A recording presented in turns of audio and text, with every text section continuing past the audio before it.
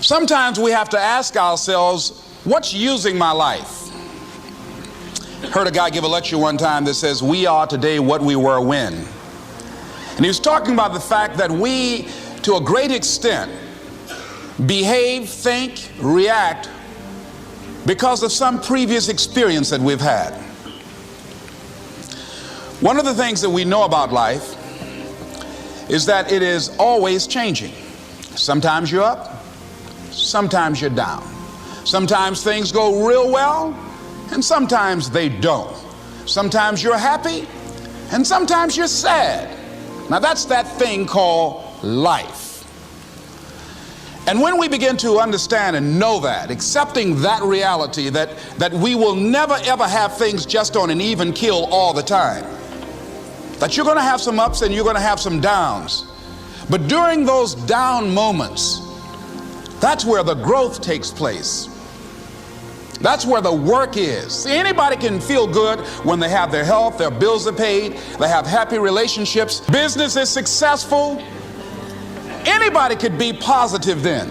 Anybody can have a larger vision then. Anybody can have faith under those kinds of circumstances. Am I correct? See, but the real challenge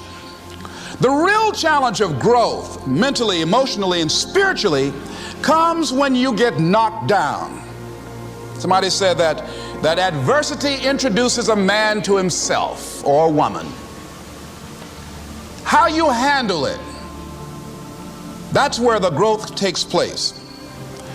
When I was facing some challenges, I had a guy say something to me, and I suggest this is one of the first things that you want to do when you're facing a challenge. You want to get unstuck. Evaluate where you are. Look at it, assess yourself. Assess yourself and assess the situation. What brought you there? What role did you play? Earl Nightingale had a saying I like. He said, all of us are self-made, but only the successful will admit it. What has brought you to this point? What did you learn from it? Are you learning anything, or are you doing it over and over and over again? Somebody said that insanity is doing the same thing in the same way, expecting a different outcome. Are you going through it, or are you growing through it? Are you bigger and better because of it?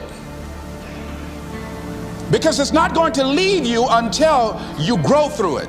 I was going through a major challenge in my life that was wearing me out, that was using me. You see, your mind is when you go into a service station to get gas, you don't go in there and just start pumping. When you push the lever up, it clears the previous bill. By the same token, if you want to begin to move, you've got to clear your mind of all the unnecessary luggage and baggage that's weighing us down. I couldn't move, I couldn't think about what am I going to do to get out of this situation, because I was so concerned about what happened and what he did to me and how bad it was. I was so stuck in that I couldn't even focus on what I should have done. Feeling sorry for myself and angry, and none of that was taking me anywhere.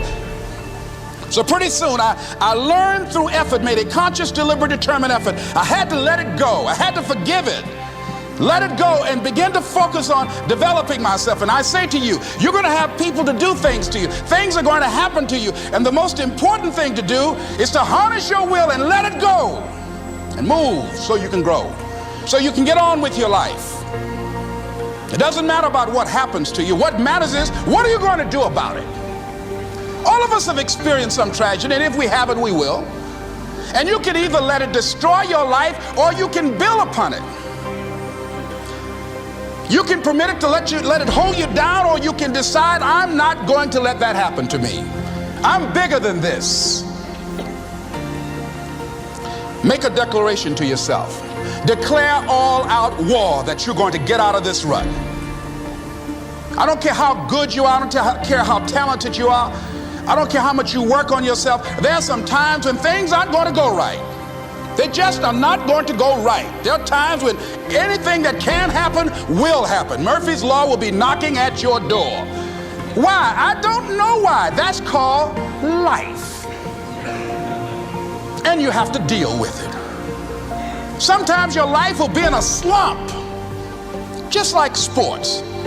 Some of the best shooters can't hit baskets different times in games. They get in a slump. Do they sit on the sideline and say, I just didn't hit a basket today? No, they continue to execute. I suggest to you that if you are facing a challenge, don't stop. Stay busy. Work your plan. Continue to do those things that you know that work for you after you have evaluated yourself in the situation. Continue to move. Stay busy, stay busy, stay busy. Find somebody that you can help so you can forget about you for a moment. See, sometimes the best thing to do is to be. Sometimes you have to just back up and go within yourself. A bow and arrow, you can't take a bow and just push it out an arrow. You just can't push the arrow out. You have to pull it back and then release it. Sometimes you have to back up and go within and pray and meditate and recharge your batteries. Go away, clear your head, and then come back and look at it from a different vantage point. Don't operate while you are under the spell or the effect of what's going on. Next thing is that you've got to activate the thinker in you. Don't allow your emotions to control you. We are emotional, but you want to begin to discipline your emotion. If you don't discipline and contain your emotions, they will use you. Your mind goes on automatic, just like a guard. You know, I loved reading the book called As a Man Thinketh by James Allen. He uses the analogy of the mind being like a garden. You know, weeds don't have to have any encouragement to grow. You don't have to water them. They don't have to get sunshine. They don't have to have fertile ground. They will grow through the cracks of a sidewalk. Am I right? But if you want to grow orchids or roses or any kind of exotic flowers, there are special processes and procedures you must go through. Well, by the same token, you don't have to force yourself or motivate yourself to think negatively, to be depressed, to hate somebody, to want revenge, to want to get back at somebody, to beat yourself up over the head, to feel loaded with guilt. You don't have to make any effort to do that. Your mind is on automatic. It will do that by itself.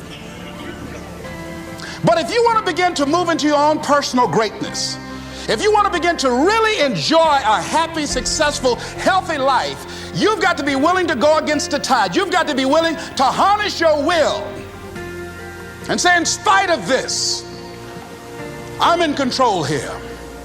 I'm not going to let this get me down. I'm not going to let this destroy me. I'm coming back, and I'll be stronger and better because of it. You have got to make a declaration that this is what you stand for. You're standing up for your dreams. You're standing up for peace of mind. You're standing up for health. You want it, and you're going to go all out to have it. It's not going to be easy. When you want to change, it's not easy. If it were in fact easy, everybody would do it.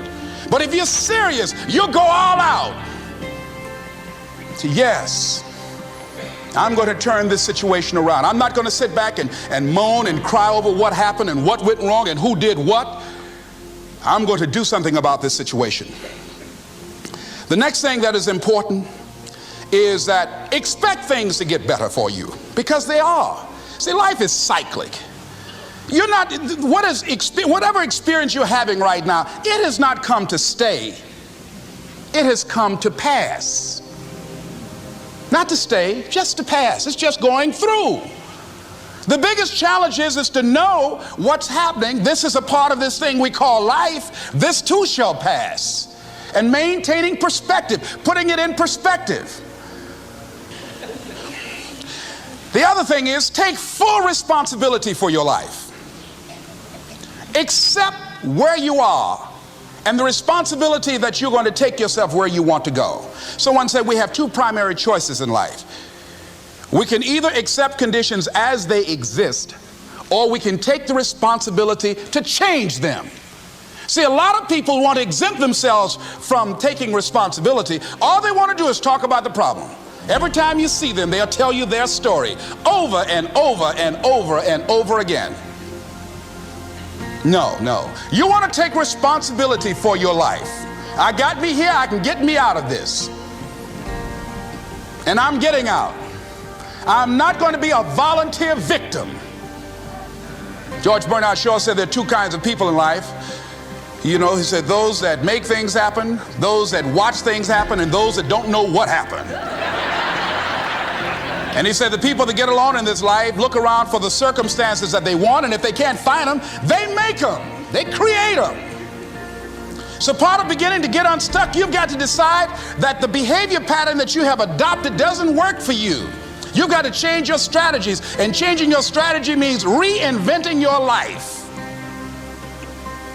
recreating you, and you have the power to do that. You can decide that you're going to change, that you're not going to be a wimp. You can decide that you're going to stand up to life. You can decide that I'm going to live each day as if it were my last. You have the power to make that decision. You can decide I'm going to work on myself and develop myself. I'm going to empower me. And all of these things that are happening to me right now, they're just temporary inconveniences. They're not stronger than I am. I'm in charge here.